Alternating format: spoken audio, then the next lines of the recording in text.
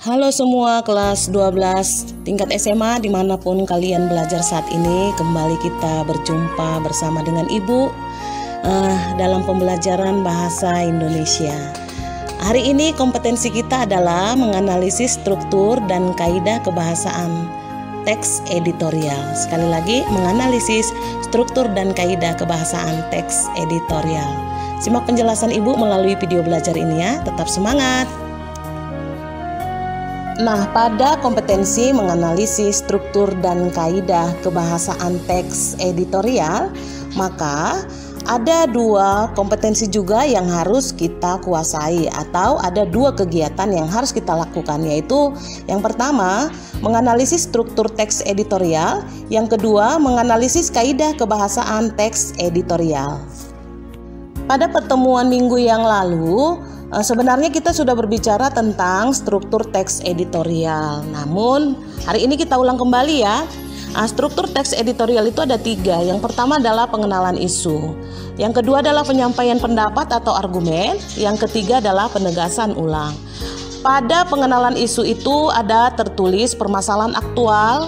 Itulah yang disebut dengan isu. Biasanya ini diletakkan di awal-awal paragraf. Kemudian dibuatlah pendapat atau respon dari pihak redaksi terhadap isu tersebut. Itulah yang disebut dengan argumen.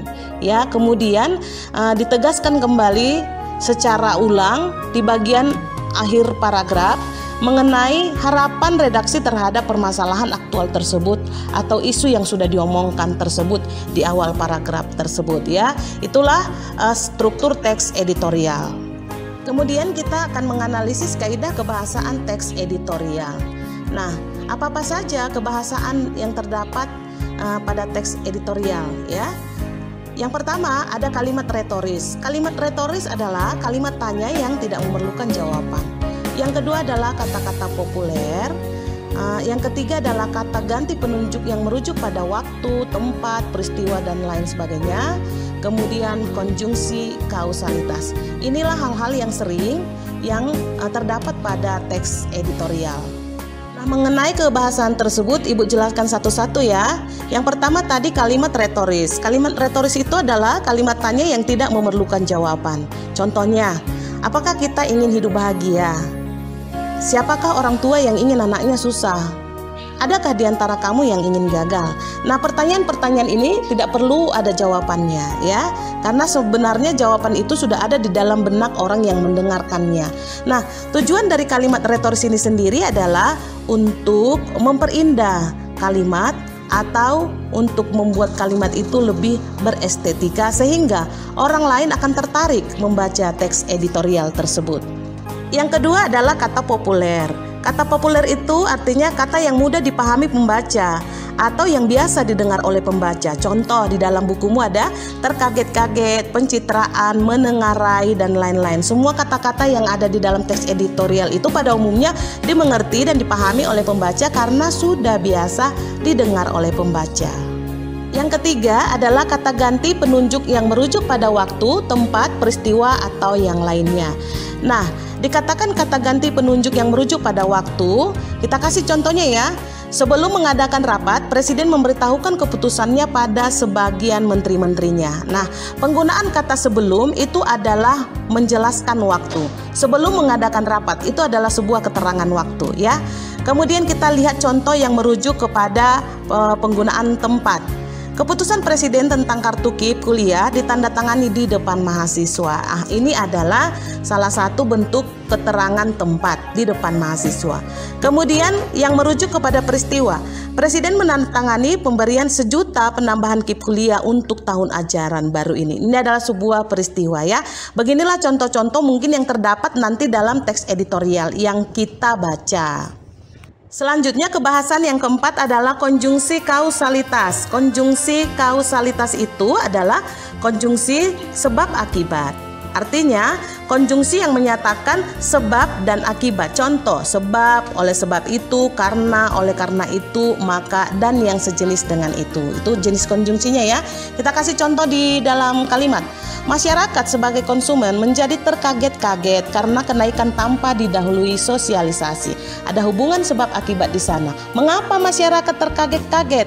Sebabnya adalah kenaikan tanpa didahului sosialisasi. Maksudnya kenaikan harga BBM atau harga gas LPG seperti yang tertulis di buku peganganmu ya.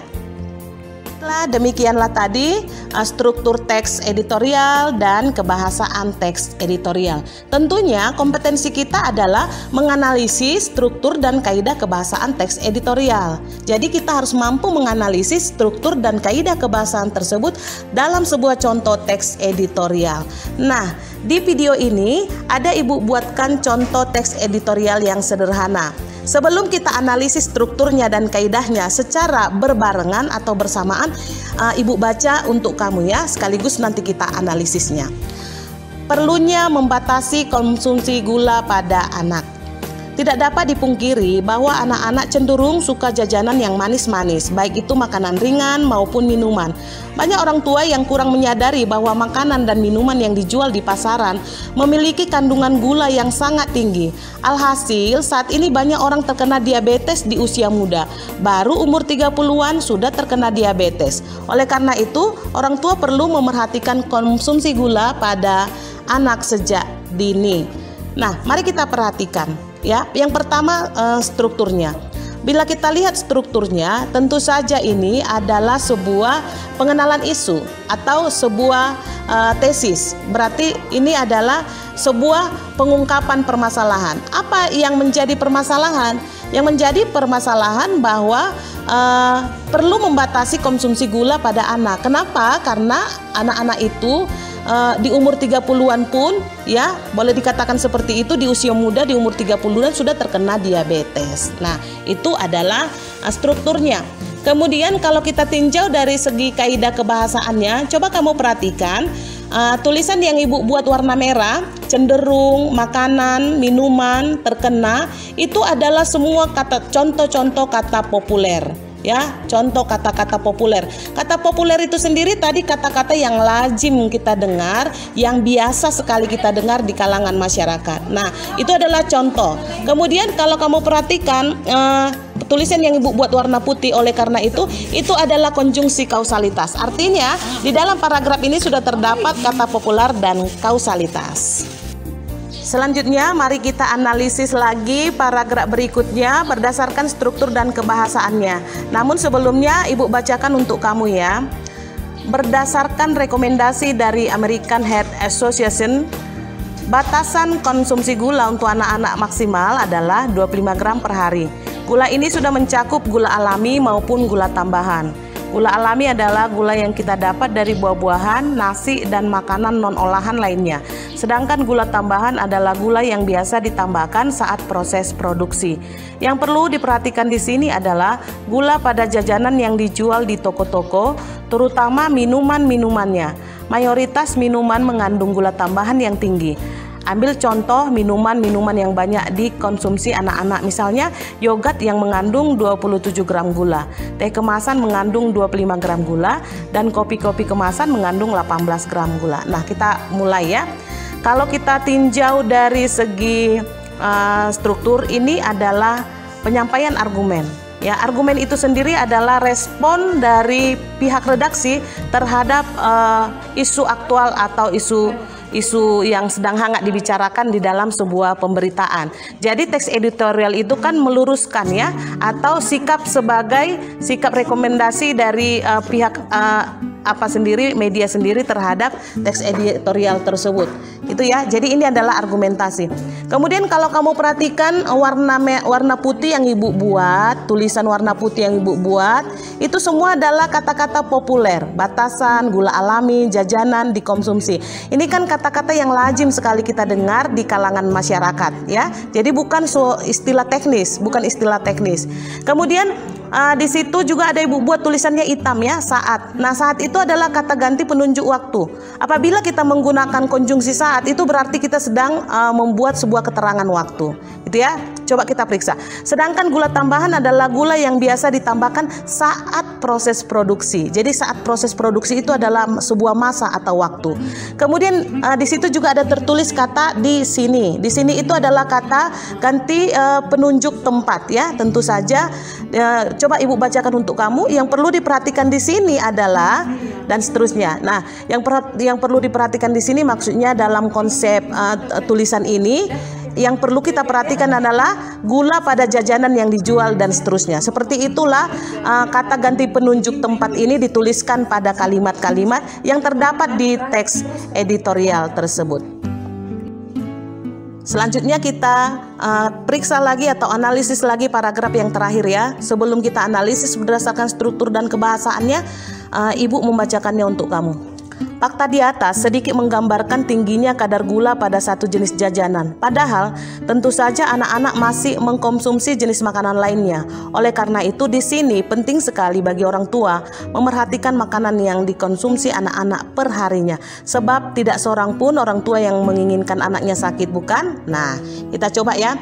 Ini adalah paragraf terakhir. Jadi ini adalah penegasan ulang. Penegasan ulang itu tadi isinya adalah harapan pihak media terhadap isu aktual yang sedang dibicarakan. Tadi isu aktualnya adalah bahwa konsumsi gula pada anak-anak itu sudah tidak terbatas. Makanya di usia 30-an sudah penyakit diabetes ya.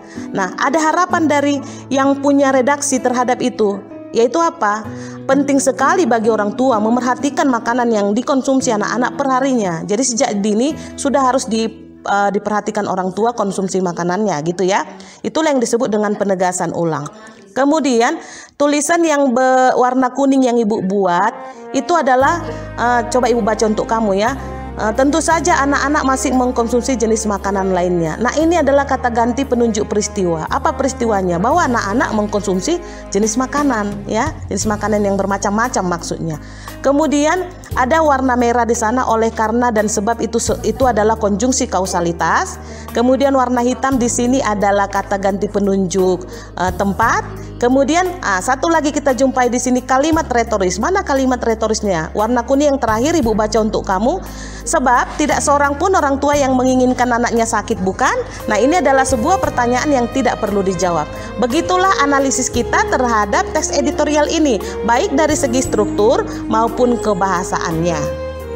Nah, bagaimana setelah mendengarkan penjelasan Ibu? Tentu mudah bukan? Tidak begitu sulit kita untuk bisa menganalisis struktur dan kebahasaan dalam sebuah teks editorial. Nah, sebagai tugas mandiri tentu Ibu akan menyampaikan lewat video ini. Ibu buat satu contoh teks editorial ya. Kemudian kamu harus bisa dan mampu menganalisis dari segi struktur dan kebahasaannya. Ingat bahwa kebahasaan itu tidak selamanya seperti itu ya. Contoh, tidak selamanya ada nanti kalimat retoris dalam sebuah teks editorial. Tetapi paling tidak kamu sudah mengenali bahwa di dalam teks editorial itu ada kalimat retorisnya. Kemudian ada kausalitasnya, kemudian ada kata-kata populernya, dan juga kata-kata yang menunjuk kepada waktu, tempat, peristiwa, dan lain sebagainya. Sedangkan strukturnya jelas terdiri dari 3, yaitu yaitu pengenalan isu, argumentasi, dan penegasan ulang. Nah, selamat mengerjakan tugas secara mandiri. Ibu yakin kamu mampu karena kamu sudah memahami konsepnya. Demikian, terima kasih. Sampai jumpa pada kompetensi berikutnya.